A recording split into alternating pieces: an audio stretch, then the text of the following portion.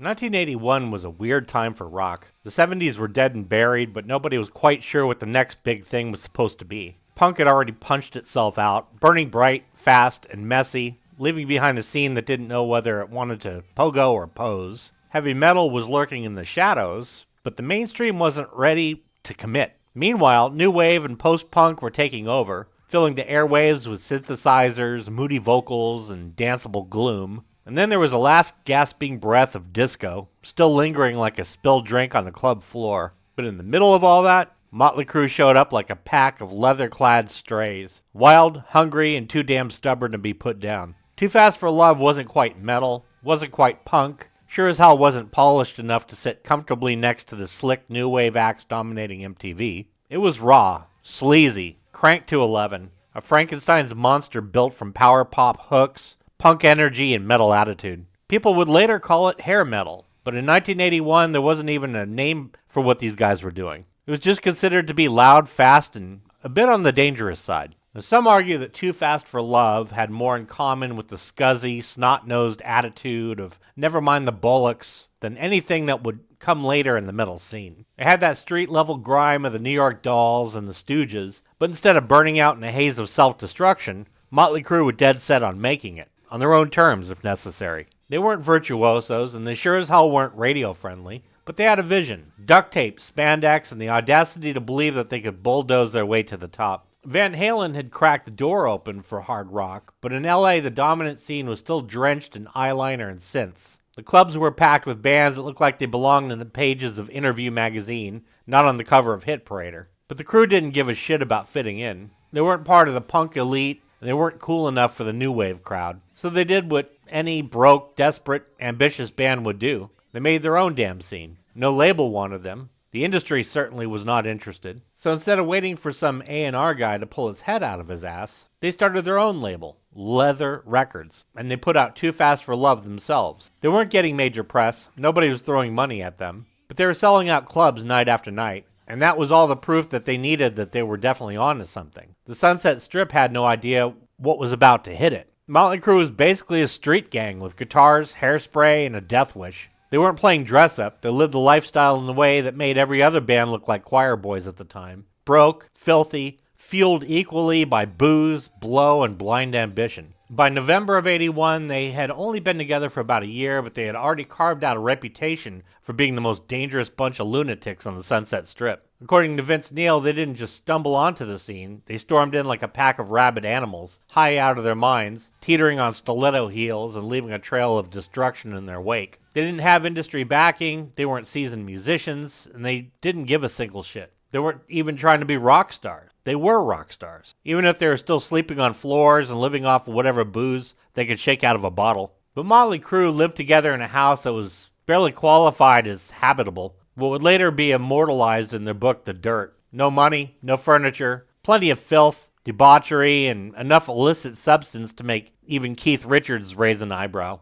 You know it's got to be heavy when you have to pull out Keith's name. If you walked in, you'd probably step over a pile of empty bottles, a half-naked groupie, or even some of the band members passed out in a puddle of something you didn't even want to try to identify. It was pure carnage, and they loved every second of it. Their plan for success? Well, if you could call it that, it was simple. Play like maniacs, live like there was no tomorrow, and let the chips fall where they may. Either they're going to make it, or they're going to crash and burn in spectacular fashion. There was no middle ground. Mötley Crüe weren't calculated businessmen either. They were reckless. They had nothing but the music, attitude, and ironclad belief that the world belonged to them. And they willed themselves into existence because of the alternative. Normalcy, obscurity, working the dreaded day job was out of the question. The 80s were coming, and Mötley Crüe was about to set the whole damn decade on fire. The Mötley Crüe recorded Too Fast for Love the only way they knew how. Fast, cheap, and dirty. No major label, or fat recording budget, and definitely no polished production. Just pure reckless energy squeezed onto tape for a whopping $2,500. That's less than what most bands were spending on their Coke bill at the time.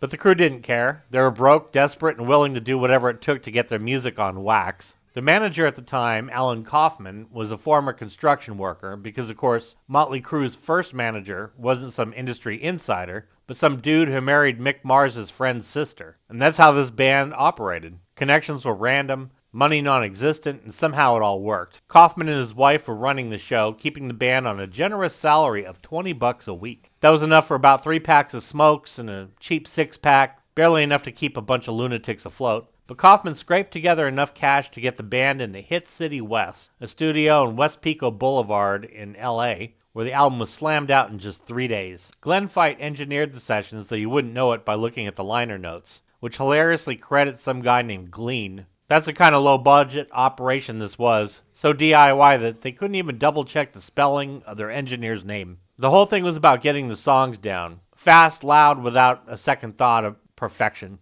Then there was Tommy Lee. The man really took one for the team. According to Vince, the studio manager was a woman that apparently the band didn't find particularly attractive, but Mötley Crüe needed more studio time. She apparently wanted a bit of quality time with Mötley Crüe band members, and Tommy Lee was the only one not in a relationship. So in the tradition of rock and roll sacrifice, he did what had to be done, and hence more free recording time was secured. And once the tracks were down, they brought in Michael Wagner, a German producer who would later work on Master of Puppets, Skid Row, to mix the album at Cherokee Studios. But despite his pedigree, Too Fast for Love wasn't going to sound anything like the polished monster albums of the future. It was rough, scuzzy, sounded a bit like it was recorded in a garage, because that's basically almost what it was. Unlike bands that had the backing of major labels, Mötley Crüe had to make do basically with what they had. And what they had was pure dirty adrenaline. The first pressing of the album was limited to just 900 copies, slapped under vinyl under their own Leathür Records label. And that's all they could afford. And really, turns out that's all they needed. Because Too Fast for Love wasn't about industry buzz or record label strategy. It ended up kicking down the doors and slowly started forcing the world to pay attention. It was that punk mindset, but depraved like metal. It was the perfect debut for a band just hitting the scene. And Too Fast for Love wasn't the kind of metal that would make a guitar nerd nod in approval, but it was definitely loud and fast. Mötley Crüe did not sound like anybody else at the time. The bones of hair metal were there, even though the term didn't even exist yet. Instead, it was looked at as this weird Frankenstein of punk, urgency, power pop hooks, and this heavier, more jagged music. The guitars snarled instead of sang. The whole thing felt like it was teetering on the edge of complete madness. From the opening punch of Live Wire to the dramatic curtain drop of On With The Show, Too Fast for Love sounded like a band with nothing to lose and everything to prove. And Mick Mars has never been about finesse. He's always been all-out grit and attitude. He wasn't Eddie Van Halen,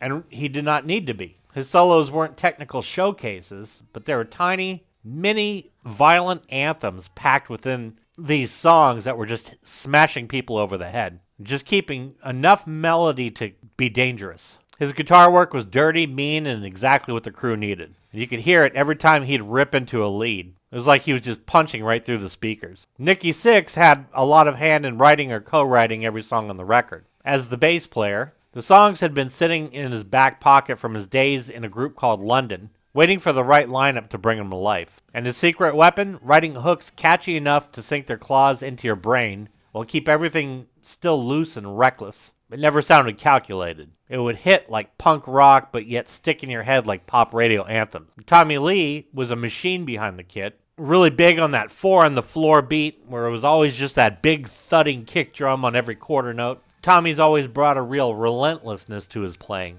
And then there's Vince Neil screeching his way through the album with a voice that split the difference between glam and punk. He had that high, unrefined, pitched wail, and it was perfect for the sound. He's been bashed over the years, but you imagine a band like this just coming onto the scene at that time, and you've got the singer that's doing this kind of like falsetto scream with a heavier, serrated-edged music provided the perfect backdrop. Sounded like this leather-clad street rat who just stumbled out of a bar fight and onto the stage. And it made for the perfect combo. Starting off with Live Wire, machine gun opening track that kicks the door down. Not a moody intro or a slow build-up. Just bam, right in your head. It hits hard with Mick Mars's biting riffage. And it was the ultimate opening statement for a band that didn't ask for permission. It would go down to be one of the Crew's most played songs ever. And it does that stop with Vince Neil basically making one of the most catchiest choruses, probably by accident. And what's cool about the song too is that it goes through a couple different tempos because it slows down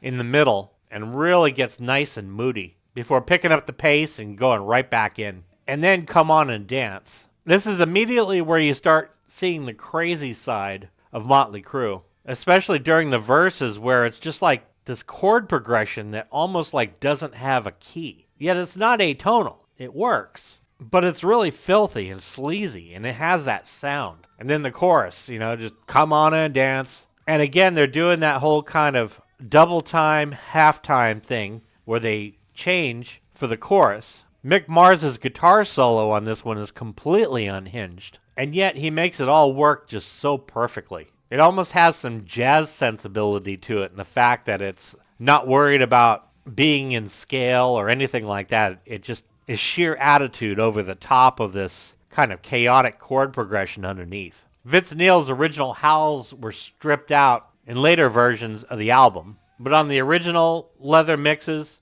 they were there and just added to that raw feel. The first take had a grittier, dirtier guitar sound, while the remix polished it up, but the power still comes through in the Elektra version. And then they go into Public Enemy #1, and this one takes on a happy major key, with Mick Mars coming out at the very top playing this nice, simple, catchy melody on the guitar, and then the vocals follow it perfectly, and it really shows Vince's range. But it's also got some cool galloping rhythms underneath there by Mick. Tommy's drum parts really stand out on this one too. A nice driving 4/4 all the way. And actually Nicky's bass as well, because he incorporates some of those walking bass lines during the chorus parts. There's a certain simplicity and almost innocence to this song that really kind of makes it pop out. And this was supposed to be the second song on the album, coming out right after Livewire, which would have been a really good transition. But when Elektra came in, they shoved it down the list in favor of Come On and Dance. And it still had that early Crüe mix of punk and glam,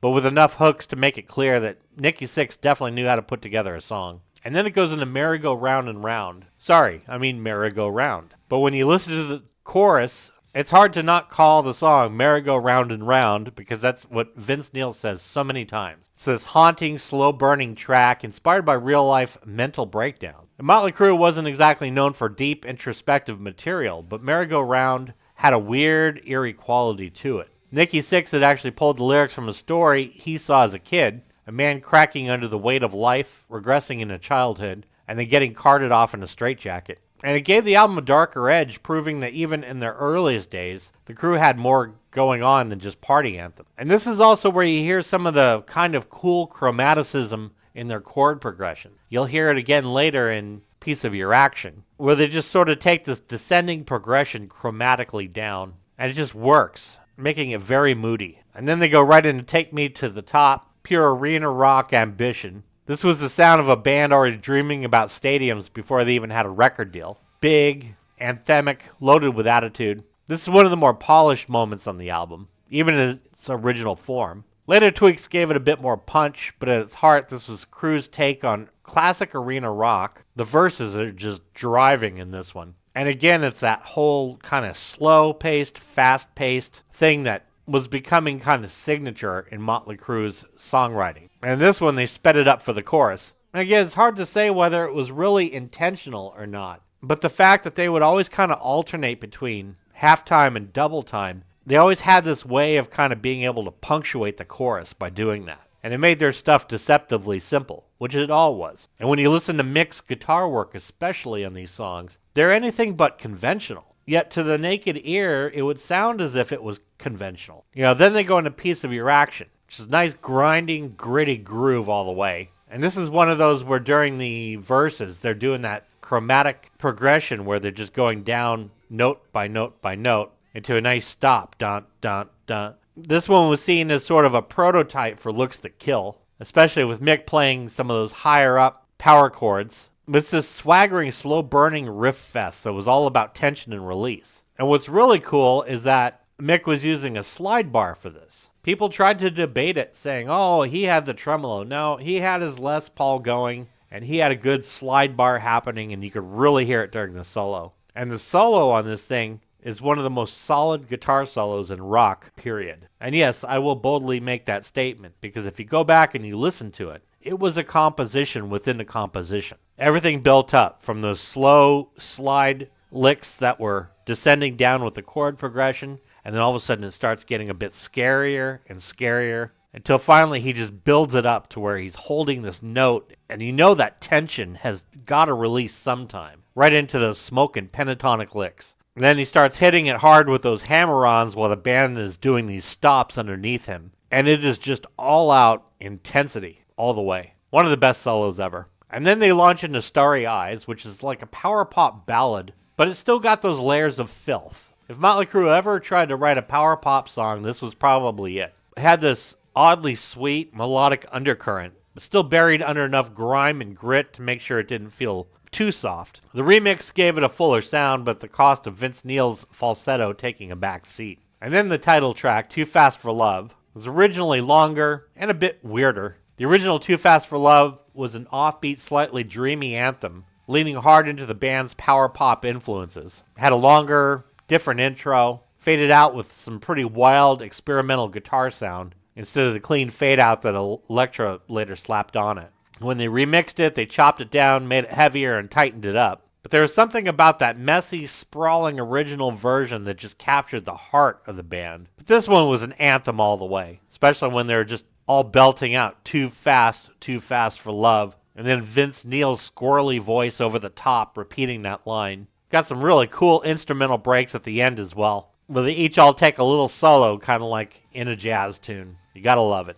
And finally, the album closes with On With The Show. And it was a dramatic closer. Crüe didn't do sentimental, but if there was a song on Too Fast for Love that actually felt like an ending, it was with On With The Show. And the lyrics just rope you in right at the beginning, talking about somebody killed with a knife. The song is in itself a story that is actually captivating, lyrically. And musically, it was in that major key again. So it's almost like this highly resolved chorus. Nice and simple, but definitely gets the point across. Now, the original version had that ballad-like quality, with the remix kind of cranking things up, making it feel a bit more edgy. But either way, is a dramatic sign-off for an album that was already burning rubber at 100 miles per hour. And then there's a track that was left off of the Elektra release, Stick to Your Guns. And it's a real shame that it was left off, because in a way, it probably was because some of the verses were musically similar to Come On and Dance, a little bit reminiscent of that, but this was definitely its own song in its own right.